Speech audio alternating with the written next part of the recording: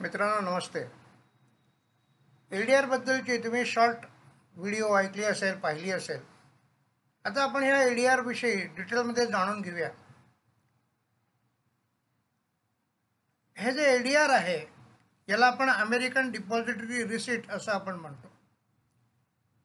यामध्ये ही जी रिसीट म्हणायला आहे किंवा पावती असं म्हणूया, तर अमेरिकन बँका काय करतात, तर परदेशातल्या कंपन्यांच्या शेअर्स ते विकत घेतात.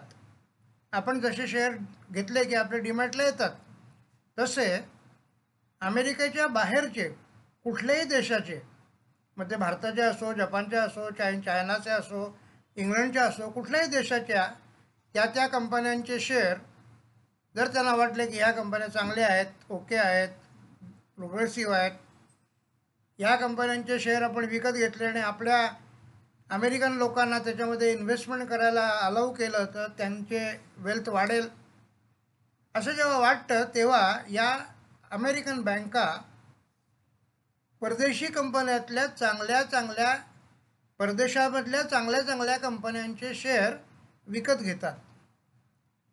आणि ते विकत घेतल्यानंतर अमेरिकेमध्ये डॉलरच्या स्वरूपात, कारण अमेरिकेचं जे चलन आहे, करन्सी आपण ज्याला म्हणतो, ते डॉलर आहे, तर त्या डॉलरच्या रूपामध्ये अमेरिकेच्या फायनान्शियल मार्केटमध्ये, म्हणजे आपल्याकडे कसं NSE BSE दोन एक्सचेंज आहेत, तसं अमेरिकेमध्ये डाऊ नावाचं एक एक्सचेंज आहे आणि एक नॅसडॅक नावाचं एक्सचेंज आहे. तर डाऊमध्ये जनरल कंपन्या असतात, मॅन्युफॅक्चरिंग कंपन्या असतात सगळ्या, आणि नॅसडॅकमध्ये मात्र सगळ्या टेक्नॉलॉजी बेस्ड कंपन्या असतात, IT रिलेटेड कंपन्या असतात.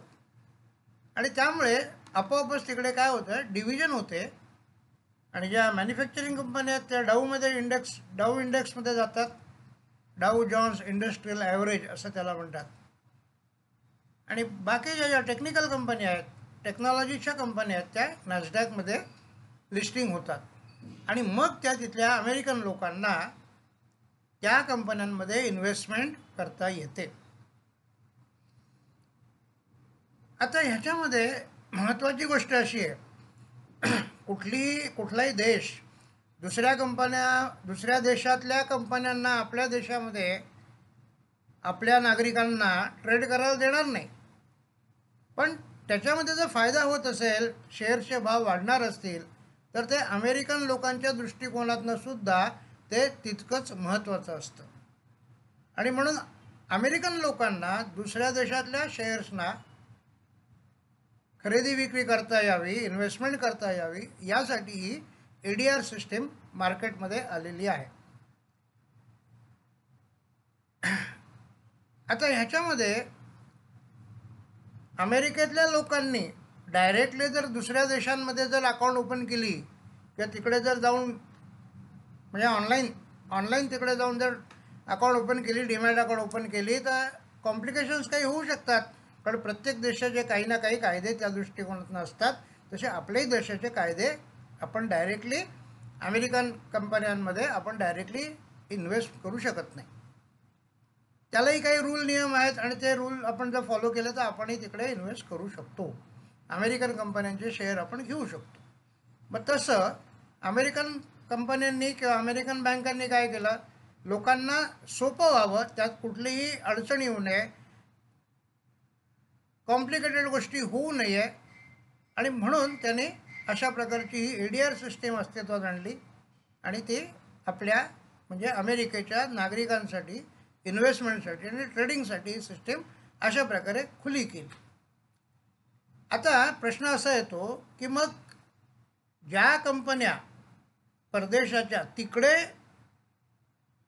अमेरिकेमध्ये लिस्टिंग होतात डॉलर स्वरूपात, डॉलरच्या करन्सीमध्ये, त्यांना बेनिफिट काय होतो?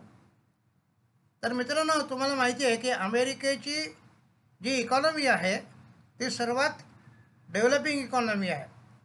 1945 साली जेव्हा सेकंड वर्ल्ड वॉर संपलं, त्याच्यानंतर संपूर्ण युरोपला कर्ज अमेरिकेने दिलं आणि त्यामुळे अमेरिकेची इकॉनॉमी ही खूप चांगल्या पद्धतीने डेव्हलप झाली आणि त्यामुळे अमेरिका हा जगाचा आर्थिकदृष्ट्या दादा बनला. आता ते झाल्यामुळे झालं काय, अमेरिकेमध्ये भारतीय कंपन्यांचं नॅसडॅकला लिस्टिंग होणं किंवा इंग्लंडच्या कुठल्याही कंपन्यांचं नॅसडॅकला लिस्टिंग होणं ही ही बाब एक क्रेडिटची बाब ठरली किंवा एक प्रेस्टिजियस बाब ठरली आणि म्हणून दुसऱ्या देशातल्या कंपन्या अमेरिकेमध्ये आपली कंपनी लिस्टिंग व्हावी किंवा त्याचा ADR आपल्याला मिळावं आणि यासाठी सगळ्या कंपन्या प्रयत्न करत असतात आणि त्यामुळे आपोआपच काय होतं, अमेरिकेच्या नॅसडॅकमध्ये आमची कंपनी लिस्टिंग आहे असं जेव्हा भारतीय कंपनी म्हणते तेव्हा ते सुद्धा एक प्रकारे त्या कंपनीला आपली कॉलर टाईट करण्याचं एक ती अपॉर्च्युनिटी असते.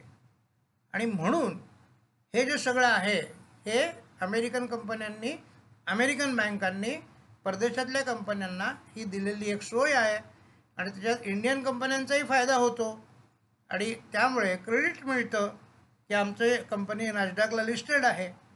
आणि अशा बऱ्याच कंपन्या आपल्याकडे इन्फोसिस आहे, TCS आहे, रिलायन्स आहे, अशा चांगल्या चांगल्या मोठ्या मोठ्या कंपन्या या लिस्टेड आहेत तिकडे. आणि त्यामुळे टाटा मोटर्ससुद्धा आहे. आणि त्यामुळे कसं आहे ना की हे ADR सिस्टीम ही अमेरिकन लोकांच्या फायद्यासाठी, अमेरिकन इन्व्हेस्टर्सच्या फायद्यासाठी त्यांनी निर्माण केली.